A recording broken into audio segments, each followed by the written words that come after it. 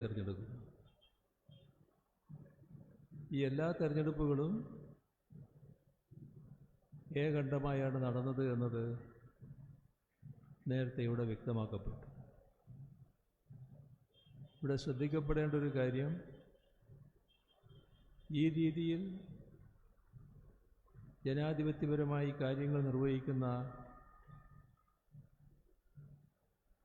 എത്ര പാർട്ടികൾ ജനാധിപത്യ പാർട്ടി എന്ന് നമ്മുടെ രാജ്യത്ത് പലരും വിശേഷിപ്പിച്ചുകൊണ്ടിരിക്കുന്ന പാർട്ടികളിലുണ്ട്. സമ്മേളനമെന്നത് ഏതോ കാലത്ത് നടന്ന ഒരു കാര്യമായി മാറിപ്പോയ പാർട്ടികളുണ്ട്. പക്ഷേ അവയെയാണ് ജനാധിപത്യ പാർട്ടി എന്ന് വിശേഷിപ്പിക്കുന്നത്. കൃത്യമായ ഇടവേളയിൽ സമ്മേളനം നടത്തുകയും ജനാധിപത്യപരമായി കാര്യങ്ങൾ തീരുമാനിക്കുകയും ചെയ്തു പോകുന്ന CPIM പോലുള്ള പാർട്ടികളെ ജനാധിപത്യ പാർട്ടി എന്ന് വിശേഷിപ്പിക്കാൻ ഇക്കൂട്ടർക്ക് വിഷമമാണ്. അതൊരു ഭാഗം. ഈ സമ്മേളനത്തിൻ്റെ ഏറ്റവും വലിയ പ്രത്യേകത ആലപ്പുഴ ജില്ലയിലെ കമ്മ്യൂണിസ്റ്റ് പ്രസ്ഥാനം CPIM വർദ്ധിത വീര്യത്തോടെ കുതിച്ചുയരാൻ പോകുന്നു എന്നുള്ളതാണ്. അതാണ് സമ്മേളനത്തിൽ പൊതുവിൽ കണ്ട വികാരം. ആരോഗ്യകരമായ ചർച്ചകൾ പ്രസ്ഥാനം ഇന്നത്തെ സാഹചര്യത്തിൽ മുന്നോട്ടു പോകേണ്ടതിൻ്റെ ആവശ്യകത, അതെല്ലാം പൂർണ്ണമായും ഉൾക്കൊണ്ട സമ്മേളനമായിരുന്നു. അതുകൊണ്ട് തന്നെ അഭിമാനപൂർവം പറയാൻ കഴിയുന്നൊരു കാര്യം, ഒരു തരത്തിലുള്ള അനാരോഗ്യ പ്രവണതയും സമ്മേളനത്തിൽ പ്രകടമായില്ല എന്നുള്ളതാണ്.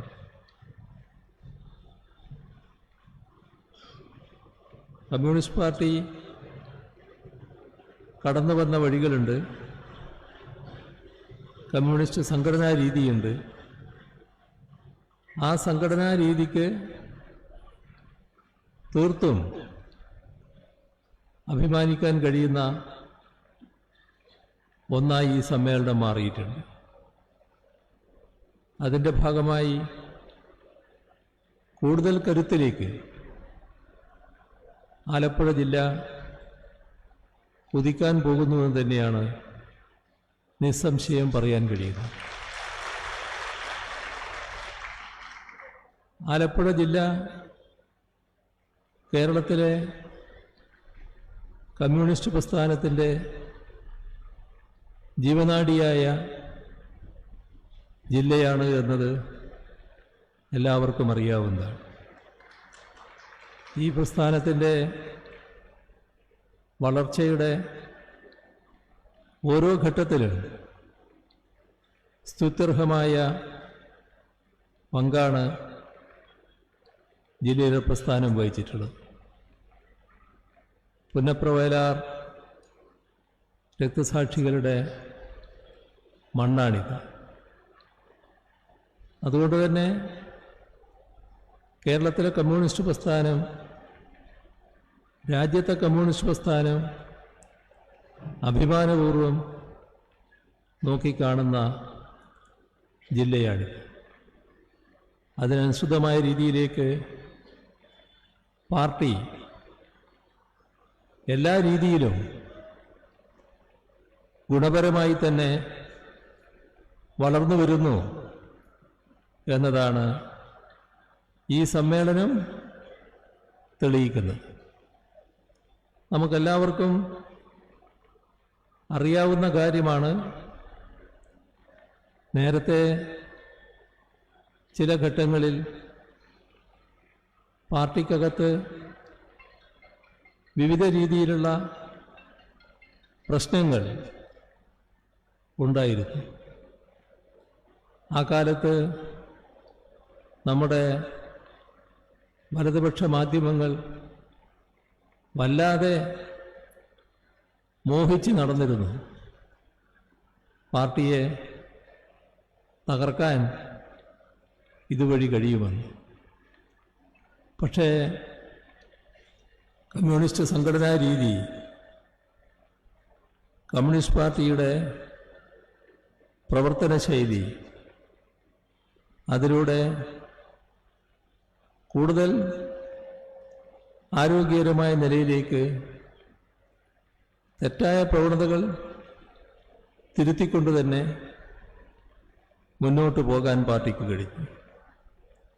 അപ്പോൾ അനാരോഗ്യകരമായ കാര്യങ്ങൾ സംഭവിച്ചാൽ ആ സംഭവിച്ചത് തിരുത്താനും കൂടുതൽ ആരോഗ്യകരമായ രീതിയിലേക്ക് പാർട്ടിയെ മുന്നോട്ട് കൊണ്ടുപോകാനും സഖാക്കൾ തയ്യാറാകുന്നു എന്നതാണ് നമ്മുടെ അനുഭവം.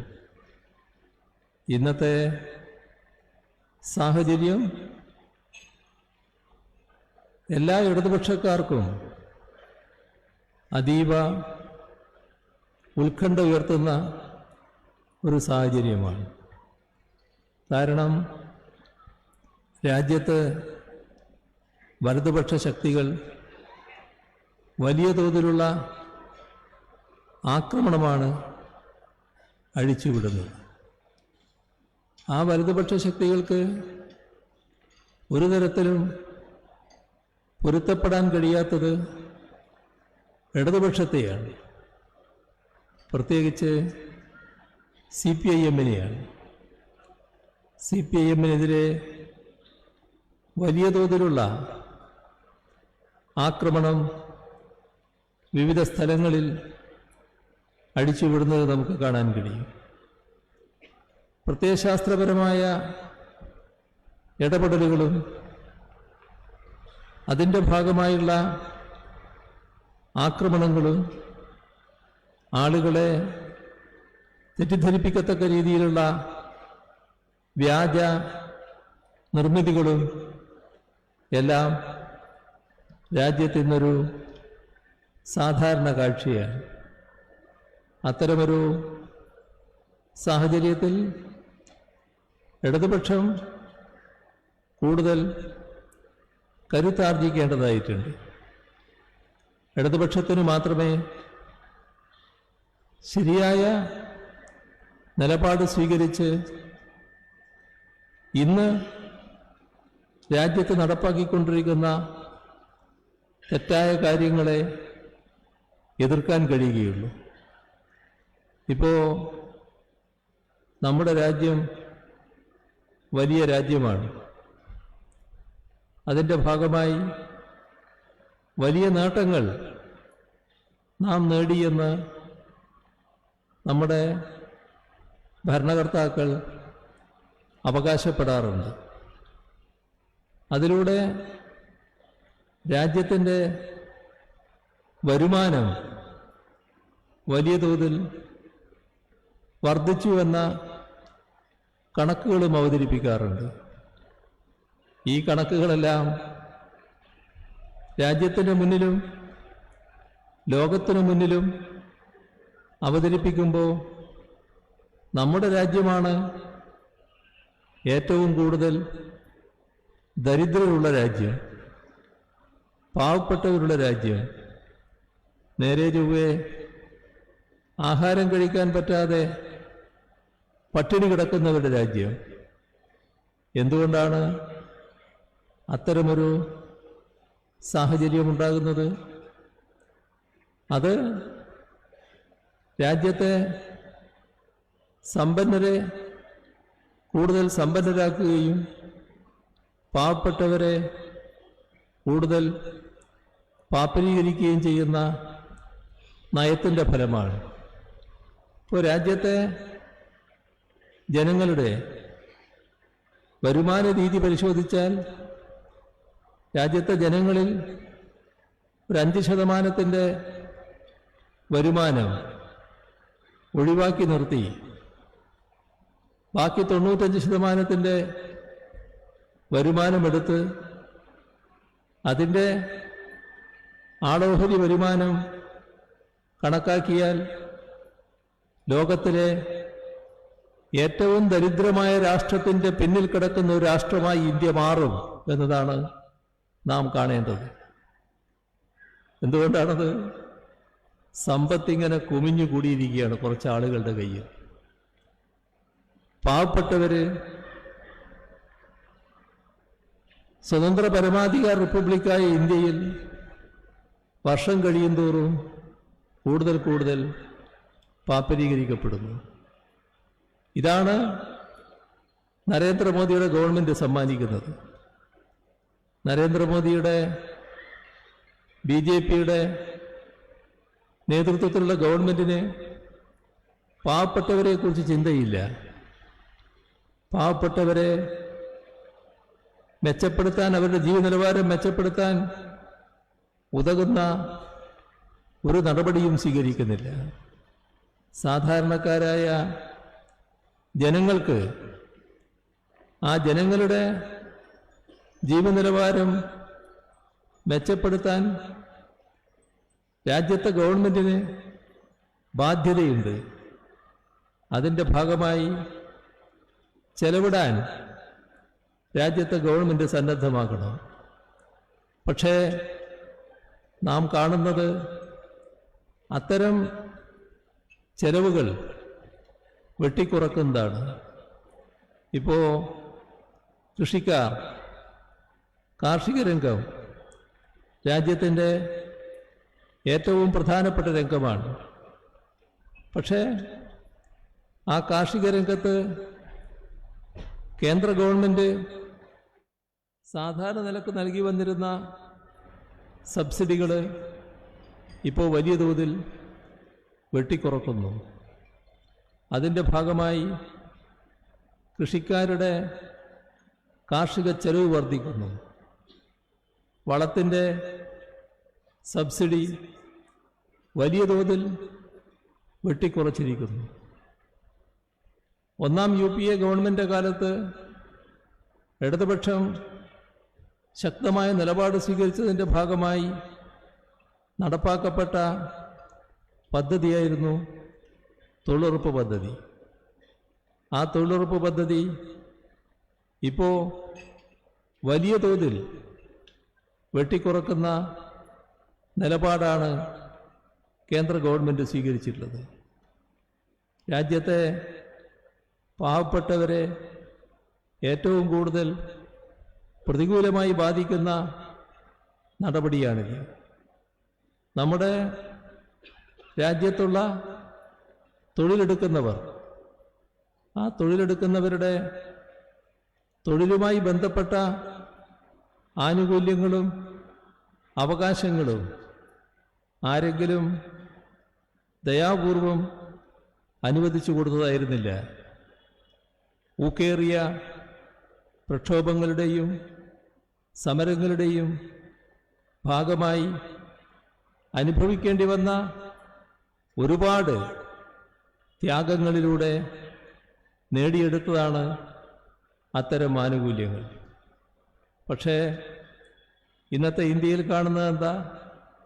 ആ ആനുകൂല്യങ്ങളെല്ലാം ഓരോന്നോരോന്നായി വെട്ടിക്കുറക്കുകയാണ്. കോർപ്പറേറ്റുകളുടെ താൽപ്പര്യമാണ് സംരക്ഷിക്കുന്നത്. കോർപ്പറേറ്റുകളുടെ താൽപ്പര്യ സംരക്ഷണാർത്ഥമുള്ള നടപടികളാണ് സ്വീകരിച്ചു പോകുന്നത്. അതുകൊണ്ട് തന്നെ തൊഴിലന്വേഷകർ തൊഴിൽ ലഭിക്കാത്ത അവസ്ഥയിലേക്ക് എത്തുന്നു.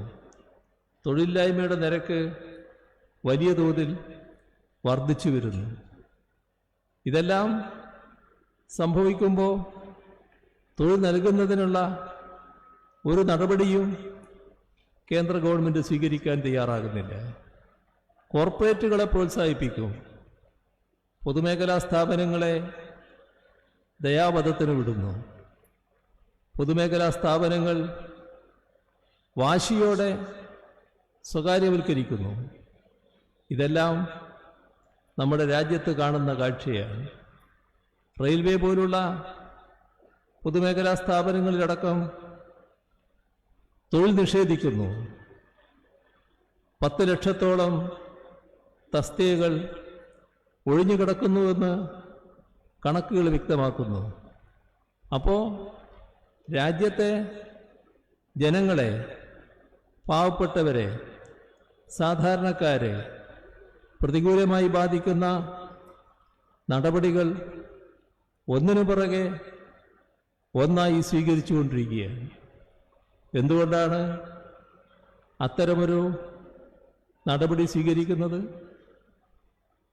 നരേന്ദ്രമോദിയുടെ നേതൃത്വത്തിലുള്ള BJP ഗവൺമെൻറ് ഇത്തരമൊരു നടപടി സ്വീകരിക്കുമ്പോൾ ആ നടപടിക്കെതിരെ ഇടതുപക്ഷമല്ലാതെ ഈ രാജ്യത്ത് അതിനെ ചോദ്യം ചെയ്യുന്ന ശക്തികൾ മറ്റേതുണ്ട്?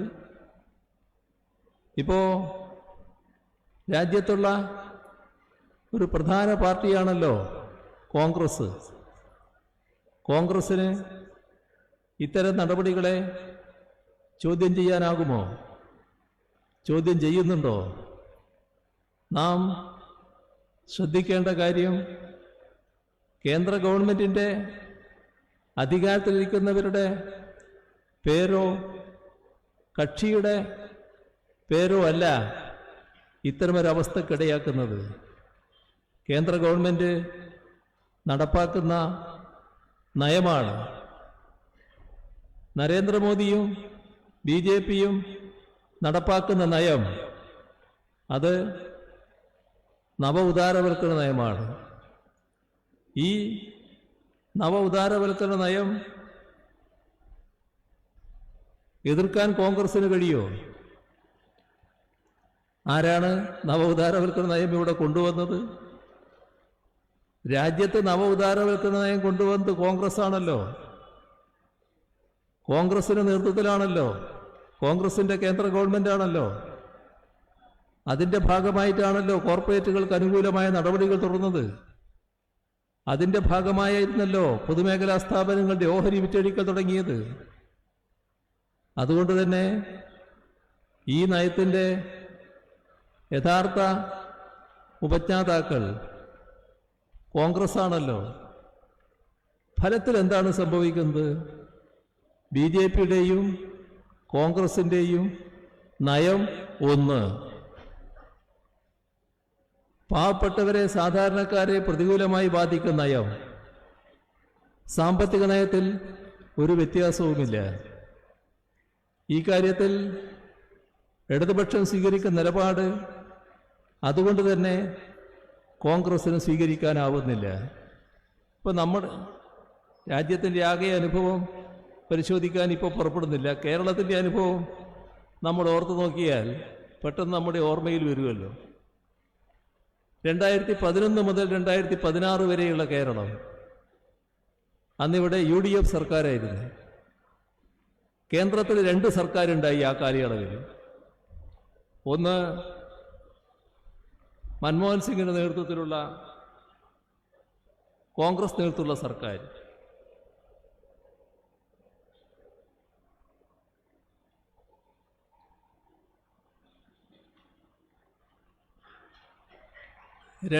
രണ്ടാമത്തെ ഘട്ടം നരേന്ദ്രമോദിയുടെ നേതൃത്വത്തിലുള്ള BJPയുടെ സർക്കാർ.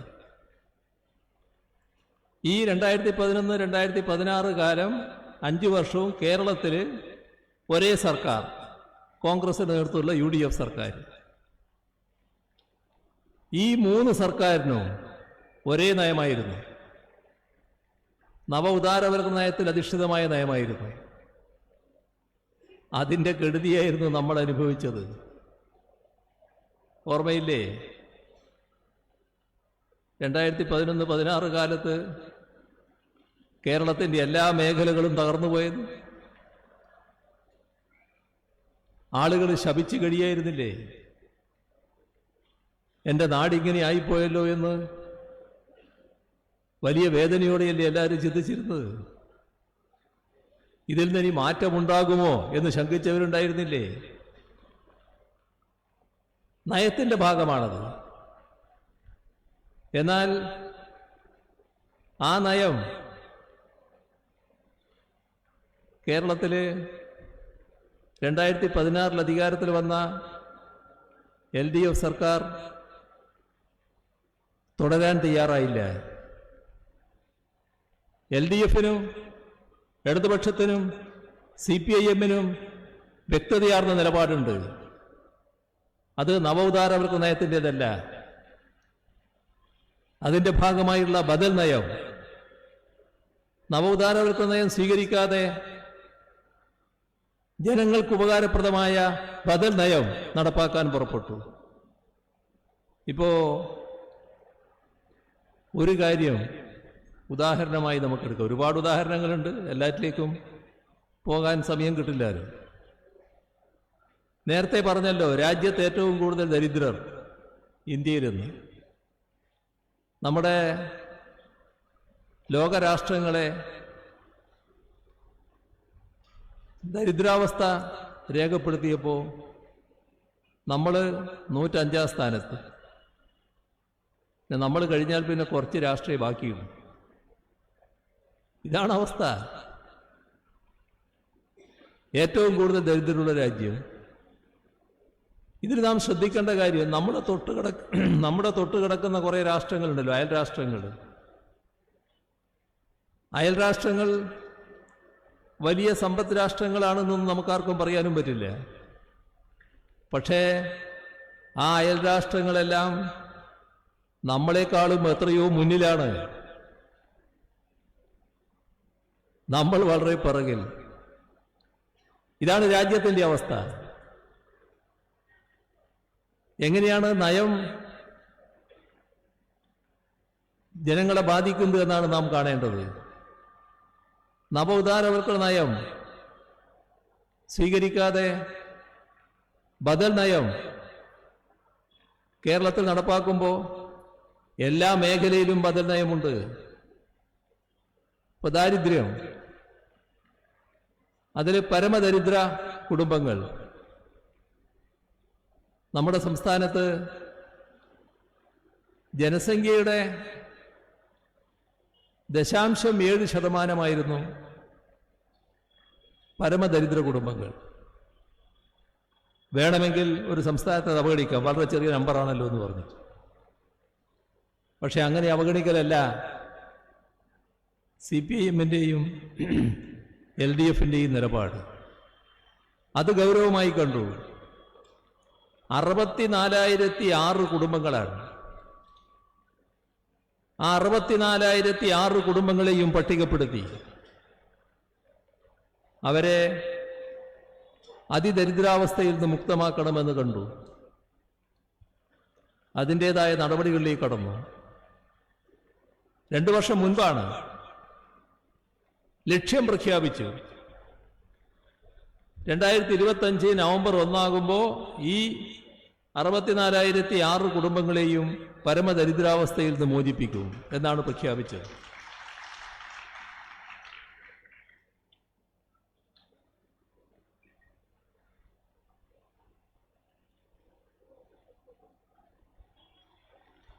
രണ്ട് വർഷം പിന്നിട്ടു. 3-ാമത്തെ വർഷം, ഇത് 2025 നവംബർ 1 നമ്മൾ പോകുന്നു. ഒരു സംശയമില്ല, നവംബർ 1 ആകുമ്പോൾ ഈ കേരളത്തിൽ ഒരു പ്രദേശത്തും ഒരു പരമദരിദ്ര കുടുംബവും ഉണ്ടാകില്ല.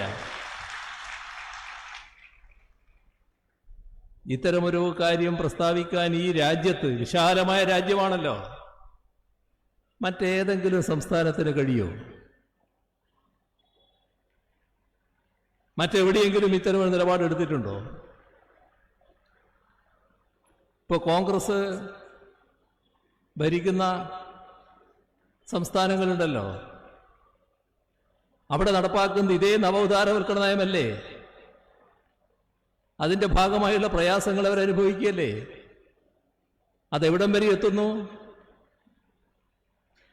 14 മണിക്കൂർ ജോലി ചെയ്യേണ്ടതാണ് എന്ന് പറയുന്ന അവസ്ഥയിലേക്കടക്കം ആ നയം എത്തിച്ചേരുന്നു. കോൺഗ്രസിന് അത്തരമൊരു പ്രഖ്യാപനമടക്കം നടത്താൻ കഴിയുന്നു. അതാണ് ഈ നയത്തിൻ്റെ പ്രത്യേകത. അവിടെയാണ് നയത്തിൻ്റെ പ്രത്യേകത. നമ്മുടെ സംസ്ഥാനം അതീവ ദുരിതാവസ്ഥയിലായ ദുരന്തങ്ങൾ നേരിട്ട ഒരു സംസ്ഥാനമാണ്. ദുരന്തം നാം നേരിട്ട പ്രകൃതി ദുരന്തത്തെ പറ്റിയല്ല ഞാൻ പറയുന്നത്. 2011-2016 കാലത്ത് പ്രത്യേകമായ ദുരന്തങ്ങളൊന്നും നേരിടേണ്ടി നമുക്ക് വന്നില്ല. പക്ഷേ UDF-ന്റെ ഭരണം എന്ന ആ ദുരന്തത്തിൻ്റെ ഭാഗമായി തകരാത്ത ഏതെങ്കിലും മേഖലയുണ്ടായിരുന്നോ? എന്തായിരുന്നു അവസ്ഥ? ഇപ്പോ നിങ്ങളിവിടെ നാഷണൽ ഹൈവേയുടെ പണി തകൃതിയായി നടക്കുന്നത് കാണുകയാണല്ലോ. ഇത് നേരത്തെ നടക്കേണ്ടതായിരുന്നല്ലോ. എന്താണ് UDF-ഉം LDF-ഉം തമ്മിലുള്ള വ്യത്യാസം? UDF-ന്റെ കാലം അന്ന് ഈ നാഷണൽ ഹൈവേ വികസനവുമായി ബന്ധപ്പെട്ട് ഭൂമി ഏറ്റെടുക്കേണ്ട പ്രശ്നം ഉയർന്നു വന്നു. ചില അഭിപ്രായങ്ങൾ പലയിടത്തും ഉണ്ടായിരുന്നു. അതിന് ഒരു യോഗം ചേർന്നു. ആ യോഗത്തിൽ പങ്കെടുത്ത ഒരാളായിരുന്നു ഞാൻ, എൻ്റെ പാർട്ടിയുടെ പ്രതിനിധി എന്ന നിലയിൽ. ആ യോഗം ഏകണ്ഠമായ ഒരു തീരുമാനമെടുത്തു. 45 മീറ്റർ വീതിയിൽ സ്ഥലമെടുക്കണം. ബ്ലാങ്ക് ചെക്ക് UDF ഗവൺമെന്റ് നൽകുകയാണ്. എടുത്തോ? എടുത്തില്ലല്ലോ. ഒരു തരത്തിലും മുന്നോട്ട് പോകാൻ കഴിയില്ല എന്ന അവസ്ഥ വന്നപ്പോഴാണല്ലോ നാഷണൽ ഹൈവേ അതോറിറ്റി കേരളത്തിൽ പ്രതീക്ഷ വെക്കാതിരുന്നത്. 2016 LDF സർക്കാർ അധികാരത്തിൽ വരുമ്പോൾ കേരളത്തിലെ നാഷണൽ ഹൈവേ വികസനം അത്യന്തം പരിതാപകരമായ അവസ്ഥയിൽ. നാം കാണേണ്ടത് നാടിൻ്റെ പുരോഗതിക്ക്, കൂടുതൽ വളർച്ചയ്ക്കും വികസനത്തിനും ഗതാഗത സൗകര്യം കൂടണ്ടേ? അതിലേറ്റവും പ്രധാനപ്പെട്ടതല്ലേ റോഡ് ഗതാഗതം? സൗകര്യമുള്ള റോഡുകൾ വേണ്ടേ? നമ്മുടെ സംസ്ഥാനവുമായി തൊട്ടുകിടക്കുന്ന സംസ്ഥാനങ്ങളുണ്ട്. നമ്മൾ ആ കാലത്ത് മറ്റ് സംസ്ഥാനങ്ങളിലേക്ക് യാത്ര ചെയ്യുമ്പോൾ നമ്മളെ അതിർത്തിയിലെത്തുന്നത് വരെ വിഷമം. റോഡ് കുണ്ടും കുഴിയും, വീതിയില്ല, വലിയ ബ്ലോക്ക്, എല്ലാ തരത്തിലും വിഷമം, വല്ലാത്ത പ്രയാസം. അതിർത്തിയും കടന്നാൽ പിന്നെ സുന്ദരമായ റോഡ്, വീതിയുള്ള റോഡുകൾ. ഇതല്ലേ നമ്മൾ പിറകോട്ട്. ഇത് റോഡിൻ്റെ യാത്രയുടെ പ്രശ്നം മാത്രമല്ല, നാടിൻ്റെ വികസനത്തിൻ്റെ പ്രശ്നമാണ്. ആ കാലത്ത് കേരളത്തിൽ നിക്ഷേപിക്കാൻ തയ്യാറായിക്കൊണ്ട് ചില വ്യവസായികൾ വരുന്നു. അപ്പോൾ നിക്ഷേപിക്കേണ്ട സ്ഥലത്തേക്ക് പോകണമല്ലോ. ആ യാത്ര ആരംഭിക്കുന്നു. അപ്പോൾ നമ്മളെല്ലാവരും അന്ന് അനുഭവിക്കുന്ന ദുർഘടം ആ നിക്ഷേപകനും അനുഭവിക്കുന്നു. പക്ഷെ നിക്ഷേപകൻ എന്തിന് ആ ദുർഘടം അനുഭവിക്കണം? ഇത് വലിയ പ്രയാസമാണ് എന്ന് കണ്ടേ അദ്ദേഹം ആ യാത്രയോടുകൂടി ഇവിടുത്തെ നിക്ഷേപം വേണ്ടാന്ന് വെക്കുന്നു, മറ്റ് സംസ്ഥാനങ്ങളിലേക്ക് പോകുന്നു, അവിടെ നിക്ഷേപിക്കുന്നു. അങ്ങനെ മാറിപ്പോയ പദ്ധതികൾ എത്ര? ഒരുപാടെണ്ണം. അപ്പോൾ നാടിന്റെ വികസനത്തെ അടക്കം തടയുന്ന നിലപാടായിട്ടാണിത് മാറിയത്.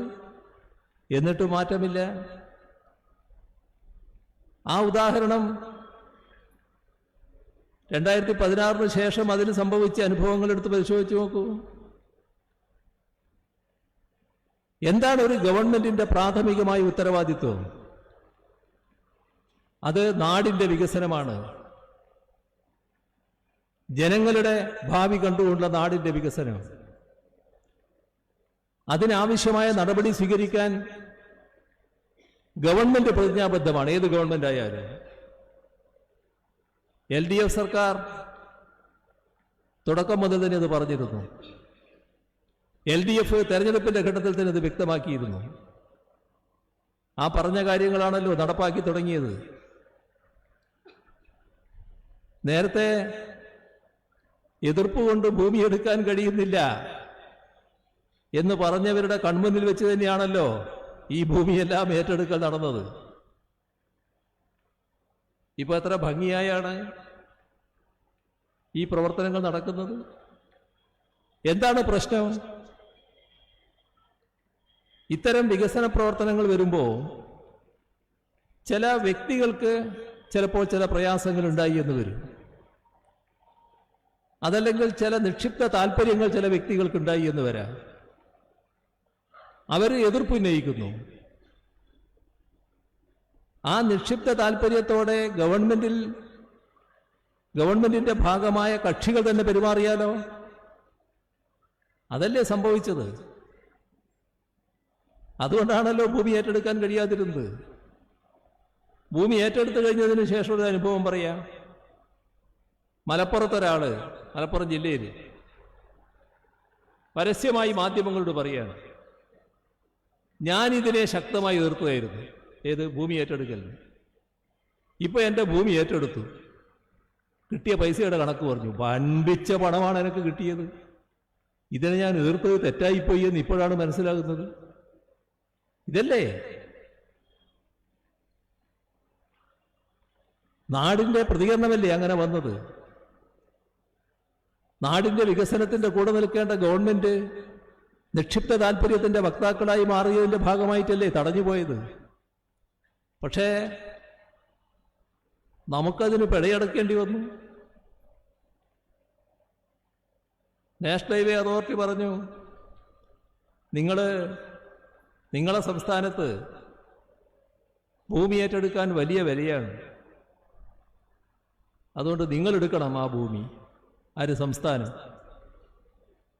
രാജ്യത്തെല്ലായിടവും അന്നും ഇന്നും എല്ലാ കാലത്തും നാഷണൽ ഹൈവേക്ക് വേണ്ട ഭൂമി നാഷണൽ ഹൈവേ അതോറിറ്റിയാണ് എടുക്കുന്നത്. അതിൻ്റെ മുഴുവൻ ചെലവും നാഷണൽ ഹൈവേ അതോറിറ്റിയാണ്. സ്വാഭാവികമായും നമ്മൾ തർക്കിച്ചു, അതെങ്ങനെയാണ്? പക്ഷേ അവര് വലിയ വാശിയിൽ നിൽക്കുകയാണ്. നമ്മൾ കെണിയിൽപ്പെട്ടിരിക്കുന്നു. നമുക്ക് നാഷണൽ ഹൈവേ വികസനം പെട്ടെന്ന് നടക്കണം. തർക്കം മൂത്തു. അവസാനം മധ്യസ്ഥമായി. ആ ഒത്തുതീർപ്പ് പ്രകാരം 25% സംസ്ഥാനം വഹിക്കണമെന്ന് പറഞ്ഞു. 5600 കോടി രൂപയാണ് കൊടുക്കേണ്ടി വന്നത്. കിഫ്ബിയിലൂടെയാണ് ആ പണം കണ്ടെത്തിയത്. എന്തൊരു ഗതികേടാണെന്ന് നോക്കണം. നേരത്തെ ഈ ഭൂമി ഏറ്റെടുത്ത് കൊടുത്തിരുന്നുവെങ്കിൽ ആ ബാധ്യത നമ്മൾ വഹിക്കേണ്ടി വരില്ല. ഇത് ഒരനുഭവം. ഇങ്ങനെ എത്രയെത്ര അനുഭവം. ഇപ്പൊ നമ്മുടെ വൈദ്യുതി എടമണിൽ നിന്ന് കൊച്ചിയിലേക്കുള്ള പവർ ഹൈവേ, ആ വൈദ്യുതി ലൈൻ പവർ ഗ്രിഡ് കോർപ്പറേഷൻ ആരംഭിച്ചു. ഒരിടത്തെത്തി. അവിടെ നിന്നു അവിടുത്തെ ആളുകൾ എതിർത്തു. എതിർത്താൽ ഗവൺമെന്റ് അതിൽ ഇടപെടണ്ടേ? ഗവൺമെന്റ് തന്നെ ആ എതിർക്കുന്നവരുടെ കൂടെ കൂടി. പിന്നെ മുമ്പോട്ട് പോകുന്നില്ല. പവർ ഗ്രിഡ് കോർപ്പറേഷൻ സ്ഥലം വിട്ടു. 2016 LDF വരുമ്പോൾ ഇതാ അവസ്ഥ. ഞങ്ങൾ വേറെ മാസ്മരിക വിദ്യയൊന്നും കാണിച്ചില്ലല്ലോ. ഞങ്ങൾ പറഞ്ഞു ഇത് നാടിന് ആവശ്യമുള്ളൊരു കാര്യമാണ്, നമ്മുടെ നാട്ടിലേക്ക് വൈദ്യുതി വരേണ്ട കാര്യമാണ്, നിങ്ങൾ സമ്മതിക്കണം. അവർ സമ്മതിക്കുമോ? അവരൊരു ഗവൺമെന്റിനെ മുട്ടുകുത്തിച്ചവരല്ലേ. അപ്പൊ ഞങ്ങൾ വിചാരിച്ചാൽ തടയാമെന്നല്ലേ അവരുടെ ധാരണ. വീണ്ടും അഭ്യർത്ഥിച്ചു. അഭ്യർത്ഥനയാണല്ലോ നല്ല വഴി. പക്ഷെ അവർ കേൾക്കാൻ തയ്യാറില്ല. അപ്പൊ പിന്നെ അവർക്ക് മനസ്സിലാകുന്ന ഭാഷയിൽ ഇടപെടാൻ ഗവൺമെന്റിന് സാധിക്കുമല്ലോ. അവർക്ക് മനസ്സിലായി, പദ്ധതി പൂർത്തിയാകുകയും ചെയ്തു. അതല്ലേ വസ്തുത. അതിനല്ലേ ഗവൺമെന്റ് തെറ്റായ നിലപാട് സ്വീകരിച്ച ഒരു പദ്ധതിയെ തടയാൻ പുറപ്പെട്ടാൽ അതിന്റെ ഭാഗമായി പദ്ധതി മുടക്കാനാണോ ഗവൺമെന്റ്? പദ്ധതി നിർവഹിക്കാൻ നേതൃത്വം കൊടുക്കാനല്ലേ ഗവൺമെന്റ്? പിന്നെ ആ എതിർത്തവർ തന്നെ മറ്റ് നടപടികൾ ഒഴിവാക്കണമെന്ന് പറഞ്ഞുകൊണ്ട് ചിലര് പ്രധാനപ്പെട്ട ആളുകൾ തന്നെ ഗവൺമെന്റിനെ സമീപിക്കുന്ന കാഴ്ചയാണ് കാണാൻ കഴിഞ്ഞത്. ഇപ്പോ വൈദ്യുതി അതിലൂടെ പ്രവഹിച്ചു വരികയാണ്. നമ്മുടെ ഗ്യാസ് അതോറിറ്റി ഓഫ് ഇന്ത്യയുടെ ഗെയിൽ പൈപ്പ് ലൈൻ, നമ്മളെ കൂടെയുള്ളവരെല്ലാം ലൈൻ പൂർത്തിയാക്കി ഗ്യാസ് അവിടങ്ങളിൽ പ്രവഹിച്ചു തുടങ്ങി. നമ്മുടെ ഇവിടെ സ്ഥലം എടുക്കാൻ തയ്യാറായില്ല. ഇതെല്ലാം ഈ കാലത്തല്ലേ, UDF കാലത്തല്ലേ. തയ്യാറില്ല. 2016 LDF സർക്കാർ അധികാരത്തിൽ വന്നതിന് ശേഷം ആ പ്രവർത്തനം ആരംഭിച്ചു. ഇപ്പോ ഗ്യാസ് പൈപ്പിലൂടെ പോവുകയാണ്. നമ്മുടെ കുറെ അടുക്കളകളിലും ഫാക്ടറികളിലുമൊക്കെ ആ ഗ്യാസ് എത്തുകയും ചെയ്തു കഴിഞ്ഞു. ഇതല്ലേ നാടിന്റെ വികസനത്തിന് വഴിവെക്കുന്ന കാര്യങ്ങളല്ലേ ഇതൊക്കെ. ഏതെല്ലാം തരത്തിലുള്ള കാര്യങ്ങൾ നമുക്ക് കാണാൻ സാധിക്കും ഇത്തരത്തിൽ പരിശോധിച്ചാൽ. ഗവൺമെന്റിന്റെ പ്രാഥമികമായ ബാധ്യത നിറവേറ്റാൻ തയ്യാറാകാതിരുന്നത് എന്തുകൊണ്ടാണ്? നാടിനോട് പ്രതിബദ്ധതയില്ലാത്തതുകൊണ്ട്, നാടിനോട് പ്രതിബദ്ധതയില്ലാത്തതുകൊണ്ട്. ഇപ്പോ നമ്മുടെ നാടിനെ വലിയ തോതിൽ പ്രയാസപ്പെടുത്താൻ, ബുദ്ധിമുട്ടിക്കാൻ ഉള്ള നടപടികളാണല്ലോ കേന്ദ്ര ഗവൺമെന്റ് സ്വീകരിച്ചു പോകുന്നത്. ഏതെല്ലാം തരത്തിൽ ശ്വാസം മുട്ടിക്കാൻ കഴിയുമെന്നാണ് നോക്കുന്നത്. അത്തരത്തിലുള്ള നടപടികളുടെ ഭാഗമായി വലിയ സാമ്പത്തിക ഞെരുക്കം നമുക്ക് വന്നു. എന്താണ് അതിന് യഥാർത്ഥത്തിൽ ഇടയാക്കിയത്? കേരളത്തോട് ഒരു പ്രത്യേക വിപ്രതിപത്തി കേന്ദ്ര ഭരണതലത്തിൽ ഉയർന്നു വരികയാണ്. ഇടതുപക്ഷത്തോട് വിപ്രതിയാകാം, ഇടതുപക്ഷത്തോട് ഇഷ്ടക്കേടാകാം, രാഷ്ട്രീയമായി എതിർപ്പാകാം. പക്ഷെ ഒരു നാടിനോടും നാട്ടുകാരോടും പാടുണ്ടോ? ഈ രാജ്യത്തിന്റെ ഭാഗമാണല്ലോ കേരളം. ഇപ്പൊ രാജ്യത്തിന്റെ ഭാഗമായി കിട്ടേണ്ട ആനുകൂല്യങ്ങളെല്ലാം കിട്ടാൻ അർഹതയുള്ളൊരു സംസ്ഥാനമല്ലേ കേരളം. നിർഭാഗ്യവശാൽ അത്തരമൊരു നിലപാട് നമ്മോട് സ്വീകരിക്കുന്നുണ്ടോ? നാം സ്വീകരിക്കുന്ന ചില കാര്യങ്ങളോട് കേന്ദ്ര ഗവൺമെന്റിന് താല്പര്യമില്ല. നിർഭാഗ്യവശാൽ കോൺഗ്രസിനും താല്പര്യമില്ല, ഇവിടെ UDF-നും താല്പര്യമില്ല. ചെറിയ ചെറിയ കാര്യം എടുത്താൽ മതി, വലിയ കാര്യം പിന്നെ എടുക്കാം നമുക്ക്. ഇപ്പൊ നമ്മുടെ നാട്ടിലെ പാവപ്പെട്ടവർ, ആ പാവപ്പെട്ടവരെ സംരക്ഷിക്കാനുള്ള വിവിധ നടപടികൾ സംസ്ഥാന ഗവൺമെന്റ് സ്വീകരിക്കുന്നുണ്ട്. അതിന്റെ ഭാഗമായാണ് കേരളത്തിന്റെ ജീവിത നിലവാരം മെച്ചപ്പെട്ടു നിൽക്കുന്നത്. സ്കാൻഡിനേവിയൻ രാജ്യങ്ങളടക്കം അത്ഭുതത്തോടെ വലിയ വരുമാനമില്ലാത്ത നമ്മുടെ നാടിനെ നോക്കി ആശ്ചര്യപ്പെടുന്നത് അതുകൊണ്ടാണ്. വികസിത രാഷ്ട്രങ്ങളുടെ സാമൂഹ്യ നേട്ടങ്ങൾ ചിലത് നേടാൻ കഴിഞ്ഞതും നമ്മുടെ ഈ പ്രത്യേകത കൊണ്ടാണ്.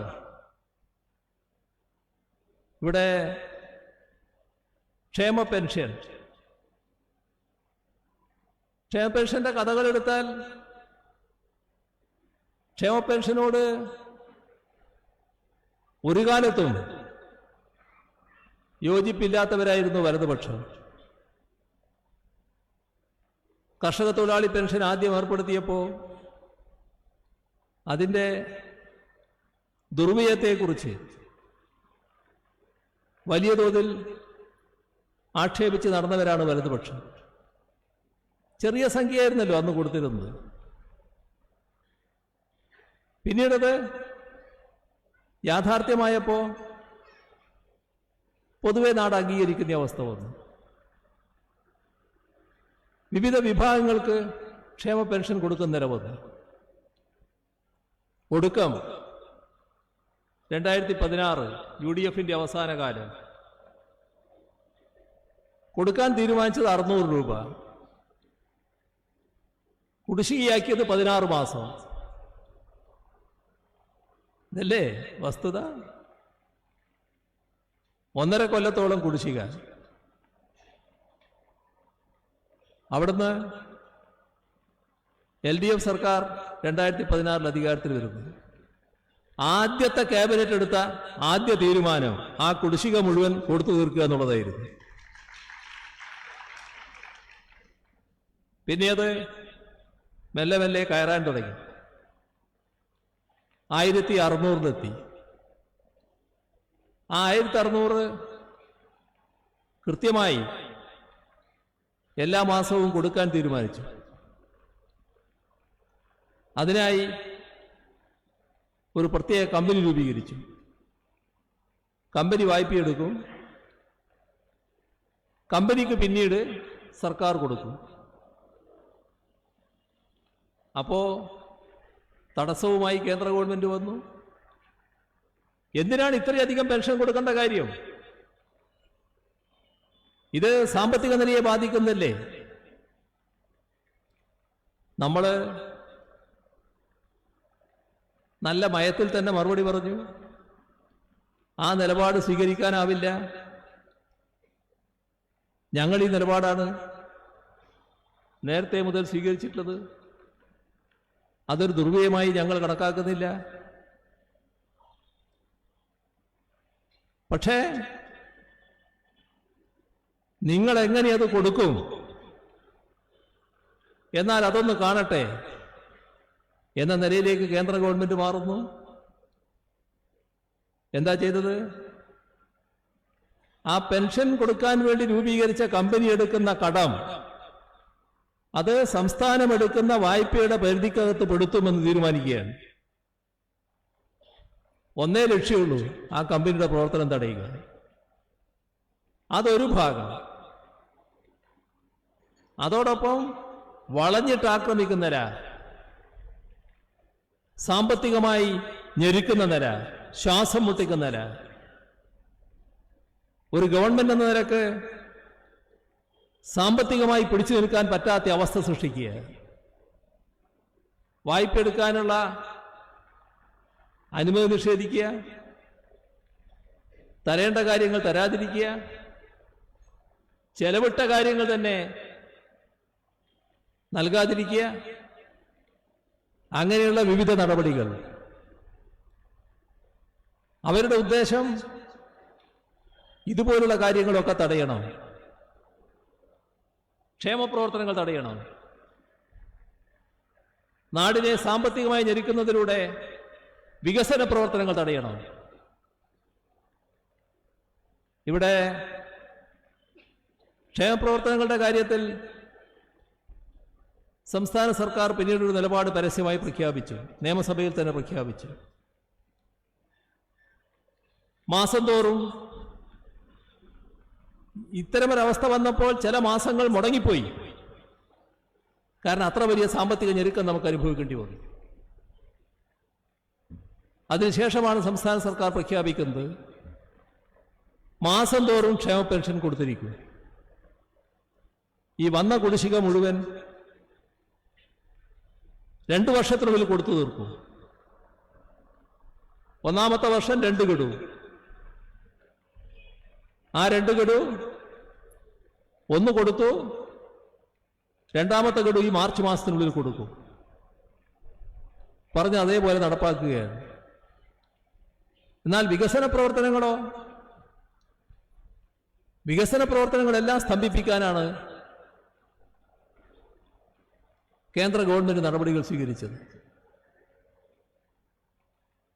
നമ്മുടെ ഖജനാവിൻ്റെ ശേഷി ഉപയോഗിച്ച് മാത്രം നമുക്ക് കാര്യങ്ങൾ നിറവേറ്റാൻ പറ്റുമായിരുന്നില്ല. അതിനാണ് നമ്മൾ കിഫ്ബിയെ പുനരുജ്ജീവിപ്പിച്ചത്. കിഫ്ബി ആ ഘട്ടത്തിൽ സർക്കാർ പറഞ്ഞു 2021 ആകുമ്പോഴേക്കും ഇവിടെ 50,000 കോടി രൂപയുടെ പശ്ചാത്തല വികസന പദ്ധതികൾ നടപ്പാക്കുമെന്ന്. 21 ആയപ്പോ 50 അല്ല 62,000 കോടി. ഇപ്പോ 90,000 കോടി രൂപയുടെ വികസന പദ്ധതികൾ. സഹിക്കുന്നില്ല. ആർക്ക്?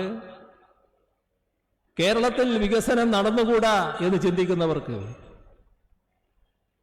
കിഫ്ബി എടുക്കുന്ന വായ്പ മുഴുവൻ സംസ്ഥാനത്തിന്റെ കടത്തിന്റെ പരിധിയിൽ കൊണ്ടുവരും എന്ന് കേന്ദ്ര ഗവൺമെന്റ് തീരുമാനം. ഒരു ന്യായം അങ്ങോട്ട് ചോദിച്ചു. ഞങ്ങൾക്ക് കിഫ്ബി ഉണ്ട്, നിങ്ങൾക്ക് നാഷണൽ ഹൈവേ അതോറിറ്റി പോലുള്ള വിവിധ സ്ഥാപനങ്ങളുണ്ടല്ലോ. നാഷണൽ ഹൈവേ അതോറിറ്റി പോലുള്ള ആ സ്ഥാപനങ്ങൾ എടുക്കുന്ന കടം ഇന്ത്യ ഗവൺമെന്റ് കടത്തിന്റെ പരിധിയിൽപ്പെടുത്തിയിട്ടുണ്ടോ? അതിന് മറുപടിയില്ല. പറഞ്ഞ മറുപടി, നിങ്ങളുടെ കിഫ്ബിക്ക് വരുമാനമില്ല. നമ്മൾ ഈ കാര്യങ്ങളെല്ലാം സുപ്രീം കോടതിയിലടക്കം ചോദ്യം ചെയ്ത് നിൽക്കുകയാണ്. വരുമാനമില്ല എന്ന് പറഞ്ഞുകൊണ്ട് കിഫ്ബിയുടെ പ്രവർത്തനം സ്തംഭിപ്പിക്കാൻ പുറപ്പെട്ടാൽ കിഫ്ബിയുടെ പ്രവർത്തനം നമുക്ക് തുറന്നു കൊണ്ടുപോകേണ്ടതായിട്ട് വരും. കാരണം കേരളത്തിന്റെ വികസനത്തിന് ഏറ്റവും ഒഴിച്ചുകൂടാത്തതാണ്.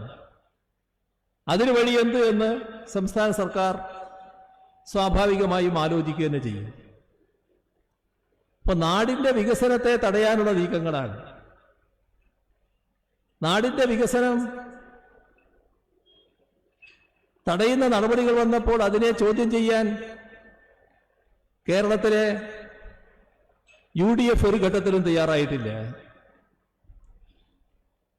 BJP എല്ലാ ഘട്ടത്തിലും കേന്ദ്ര ഗവൺമെന്റിനോടൊപ്പമാണ് നിന്നിട്ടുള്ളത്. ഒരു നാടിനോട് ഇങ്ങനെ ക്രൂരത കാണിക്കാൻ പാടുണ്ടോ? എല്ലാ വികസന പ്രവർത്തനങ്ങളെയും, നാട്ടിൽ ഏതു തരത്തിലുള്ള വികസന പ്രവർത്തനങ്ങൾ വന്നാലും അതിനെ അട്ടിമറിക്കാൻ ശ്രമിക്കുന്ന ചില കൂട്ടർ ഇവിടെയുണ്ട്. അവര് നാടിന്റെ താല്പര്യത്തിനെതിരാണ്. അതേ നിലപാടാണ് UDFും BJPയും സ്വീകരിക്കുന്നത്. ഇപ്പൊ UDFിനകത്ത്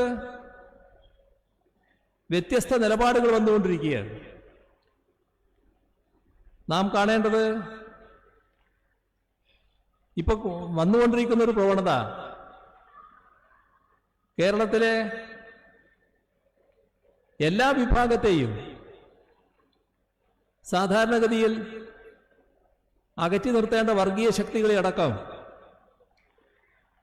സഹായത്തിന് ഒപ്പം കൂട്ടാമെന്ന നിലയിലേക്ക് UDF എത്തിക്കൊണ്ടിരിക്കുന്നു. ഇവിടെ വർഗീയ ശക്തികൾ കഴിഞ്ഞാടാൻ പറ്റാത്തൊരു നാടാണ് കേരളം.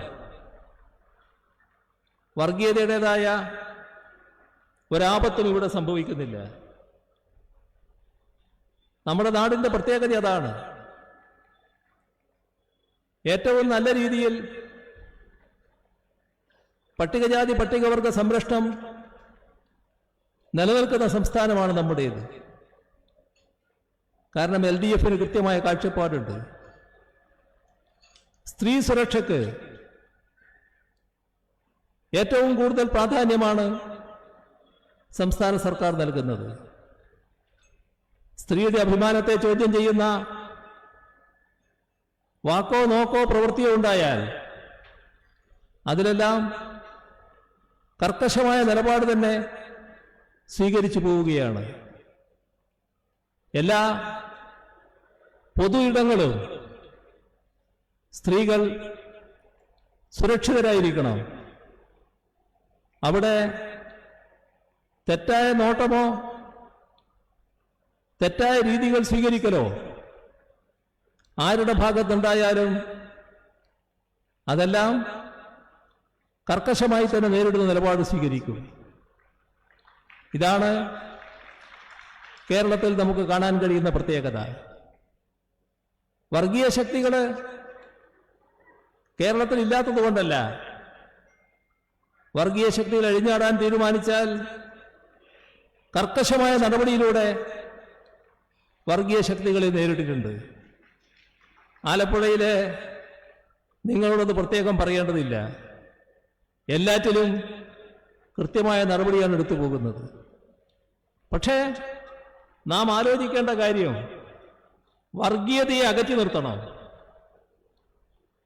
വർഗീയത ഭൂരിപക്ഷ വർഗീയതയാണ് നമ്മുടെ രാജ്യത്ത് ഏറ്റവും കൂടുതൽ സംഘർഷങ്ങളും കലാപങ്ങളും കൊലകളും കൂട്ടക്കൊലകളും വംശഹത്യയും വരെ നടത്തിയിട്ടുള്ളത്.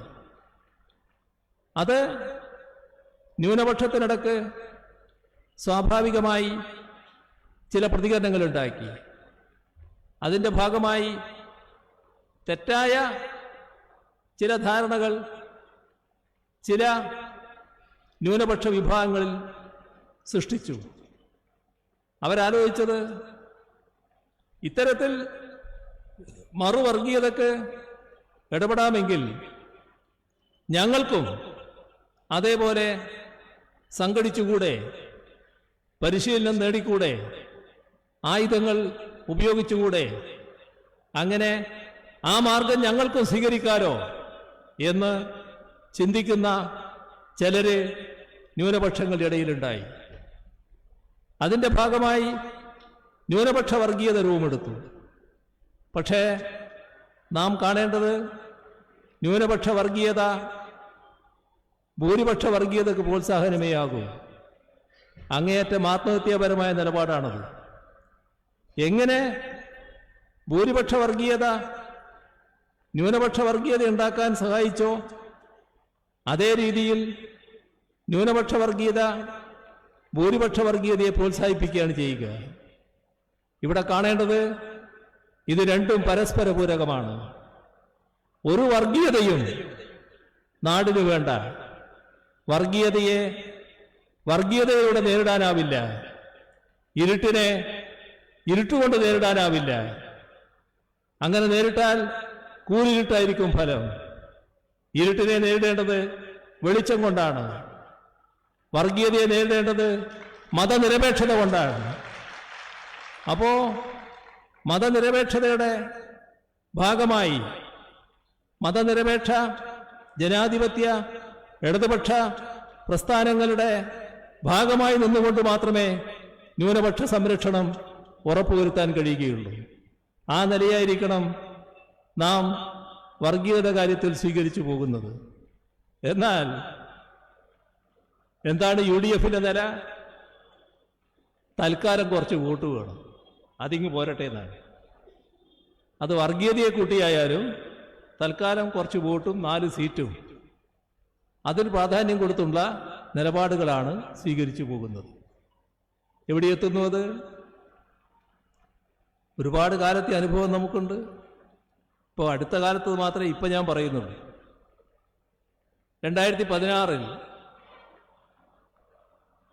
കേരള നിയമസഭയിൽ ഒരു BJP അംഗം കടന്നു വന്നു.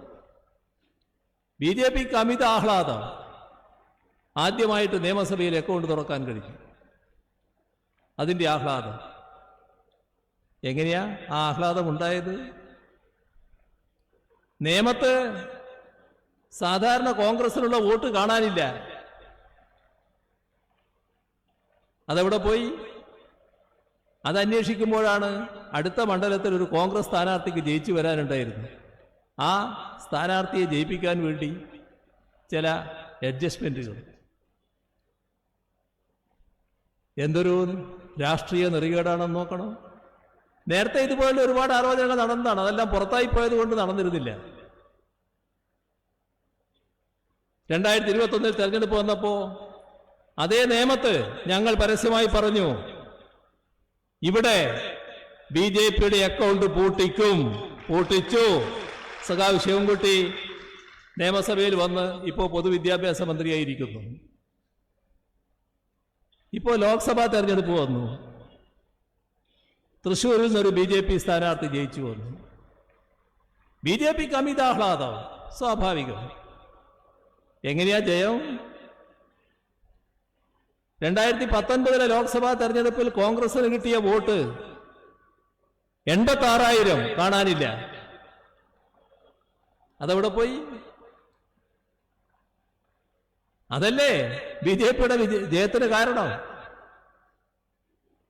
ഞങ്ങൾ പരാജയപ്പെട്ടു. ഞങ്ങൾ ജയിക്കണമെന്നാണ് വിചാരിച്ചിരുന്നത്, ജയിക്കുമെന്നും കണക്കാക്കിയതാ. പക്ഷെ ഞങ്ങൾ പരാജയപ്പെട്ടു. ഞങ്ങളെ വോട്ട് 16,000 വർദ്ധിച്ചു 2019 നിന്ന്. അത്ര പോരായിരുന്നു എന്ന് പറയാം, പക്ഷേ 16,000 വർദ്ധിപ്പിക്കാൻ ഞങ്ങൾക്ക് സാധിച്ചു. നിങ്ങളെ വോട്ട് എവിടെ പോയി? കിട്ടിയ വോട്ട് എവിടെ പോയി? ഇതാണ് നില. താൽക്കാലിക ലാഭത്തിന് വേണ്ടി കളിക്കുന്ന ചില കളികൾ, ആ കളികൾ ഉണ്ടാക്കുന്ന നാശം. ഇപ്പൊ എവിടെ എത്തുന്നു? ഞങ്ങള് 2016 നിയമസഭാ തെരഞ്ഞെടുപ്പിൽ, 2021 നിയമസഭാ തെരഞ്ഞെടുപ്പിൽ 3 മണ്ഡലത്തിലാണ് 3-ാം സ്ഥാനത്തേക്ക് പോയത്. അതിലൊന്ന് പാലക്കാടായിരുന്നു. പാലക്കാട് ഇപ്പോൾ ഉപതെരഞ്ഞെടുപ്പ് വന്നു. ഉപതെരഞ്ഞെടുപ്പ് വന്നപ്പോൾ സ്വാഭാവികമായും ഞങ്ങൾ മത്സരിച്ചു. നല്ല മത്സരം തന്നെ ഇട്ടു. കോൺഗ്രസ് അവിടെ ജയിച്ചു. കോൺഗ്രസ് ജയിക്കുന്നു എന്ന് പറയുന്ന ഒരു പുതുമയുള്ള കാര്യമല്ല. ജയിച്ചു. എന്താ പുതുമയുള്ള കാര്യം? ജയിച്ചു കഴിഞ്ഞ ഉടനെ ഒരു കൂട്ടർ രംഗത്ത് വന്നു. വിജയാഹ്ലാദ പ്രകടനം. കോൺഗ്രസ് അല്ല, UDF ആരുമല്ല, SDPI. എന്തേ SDPIക്ക് വിജയാഹ്ലാദം നടത്താനിടയായത്? ആദ്യമേ തന്നെ ഇതാണ് നില. ഇപ്പോ ജമാഅത്തെ ഇസ്ലാമി, SDPI ഈ 2 വിഭാഗവുമായും വളരെ അടുത്ത ബന്ധം UDF പുലർത്തുന്നു. മാത്രമല്ല ലീഗിന്റെ കാര്യങ്ങൾ തീരുമാനിക്കാവുന്ന അവസ്ഥയിലേക്ക് അവർ എത്തിക്കൊണ്ടിരിക്കുന്നു. എവിടെയാ എത്തിച്ചേരുക? അത് ലീഗും ചിന്തിക്കണം. നമ്മുടെ രാജ്യത്ത് സംഘപരിവാറിന്റെ വർഗീയ നീക്കങ്ങളെ ശക്തമായി എതിർക്കാതെ അതുമായി സമരസപ്പെട്ട് ഫലത്തിൽ അതിന്റെ B ടീമായി പ്രവർത്തിച്ച കോൺഗ്രസ്, ആ കോൺഗ്രസിന്റെ ശക്തി കേന്ദ്രങ്ങൾ BJPക്ക് അടിയറ വെച്ചത് നാം കണ്ടു നിൽക്കുകയാണ്. ഒരുപാട് ദുരന്തങ്ങൾ, ദുരനുഭവങ്ങൾ നമ്മുടെ മുന്നിലുണ്ട്. ഇന്ന് BJPയുടെ ശക്തി കേന്ദ്രങ്ങളായി നിൽക്കുന്ന സ്ഥലങ്ങളെല്ലാം നേരത്തെ കോൺഗ്രസിന്റെ ശക്തി കേന്ദ്രങ്ങളായിരുന്നു. അവിടെയാണ് BJP കയറിയത്. എന്തുകൊണ്ട്? വർഗീയതയെ വേണ്ട രീതിയിൽ എതിർക്കാൻ തയ്യാറായില്ല. അതുമായി സമരസപ്പെട്ടു പോയി. ലീഗ് ഇപ്പോ താൽക്കാലിക ലാഭത്തിന് വേണ്ടി ജമാഅത്തെ ഇസ്ലാമിയെയും SDPIയെയും ഒക്കെ കൂട്ടി നടന്നാൽ നിങ്ങൾ തന്നെ തകരുന്നതായിരിക്കും നാളത്തെ ഫലം. ആത്മഹത്യാപരമായ നിലപാടാണത് എന്ന് തിരിച്ചറിയാൻ കഴിയണം. അതുകൊണ്ടാണ് അവരുടെ അണികളിൽപ്പെട്ടവരടക്കം ഈ നീക്കത്തെ ചോദ്യം ചെയ്യുന്നത്. ഒരു നിലപാട് നാം പൊതുവെ എടുക്കണം. വർഗീയതയുടെ ഭാഗമാകലല്ല. വർഗീയത നാടിനാപത്താണ്. നാടിനാപത്താണെന്ന് കണ്ടുകൊണ്ട് അത് എതിർക്കാനും തുറന്നു കാണിക്കാനും കഴിയണം. മതനിരപേക്ഷത ശക്തിപ്പെടുത്താനാവണം. ഈ നിലപാടാണ് ഇടതുപക്ഷവും CPIM-ഉം LDFും സ്വീകരിച്ചു പോകുന്നത്. അതിൻ്റെ കൂടെയാണ് ജനങ്ങൾ. നമുക്ക് നമ്മുടെ നാടിനെ കൂടുതൽ ഔന്നത്യത്തിലേക്ക് ഉയർത്താനാകണം. ഇപ്പോൾ വിവിധ മേഖലകൾ നല്ല രീതിയിൽ വികാസം പ്രാപിച്ചു വരികയാണ്. ആ കാര്യങ്ങളിലേക്ക് ഇപ്പോൾ ഞാൻ കടക്കുന്നില്ല. അത്തരം പുതിയ ചുമതലകൾ ഏറ്റെടുക്കാൻ നമ്മുടെ ബഹുജനങ്ങൾക്ക് കഴിയണം. ബഹുജനങ്ങളോടൊപ്പം നിന്ന് പ്രവർത്തിക്കാൻ CPIM പോലൊരു പാർട്ടിക്ക് പൂർണ്ണമായും കഴിയണമെന്നാണ് കണ്ടിട്ടുള്ളത്. അതിനെല്ലാം ജില്ലയിൽ നേതൃത്വം കൊടുക്കാനുള്ള ജില്ലാ കമ്മിറ്റിയാണ് ഈ സമ്മേളനത്തെ തെരഞ്ഞെടുത്തിട്ടുള്ളത്. നല്ല രീതിയിൽ അത്തരം പ്രവർത്തനങ്ങളുമായി സഹകരിക്കാൻ എല്ലാവരും തയ്യാറാകണമെന്ന് അഭ്യർത്ഥിച്ചുകൊണ്ട് മറ്റു കാര്യങ്ങളിലേക്ക് കടക്കാതെ ഈ പരിപാടിയുടെ ഉദ്ഘാടനം നിർവഹിച്ചதை അറിയിച്ചുകൊണ്ട് അവസാനിപ്പിക്കുന്നു. നിങ്ങൾക്കെൻ്റെ അഭിവാദ്യങ്ങൾ.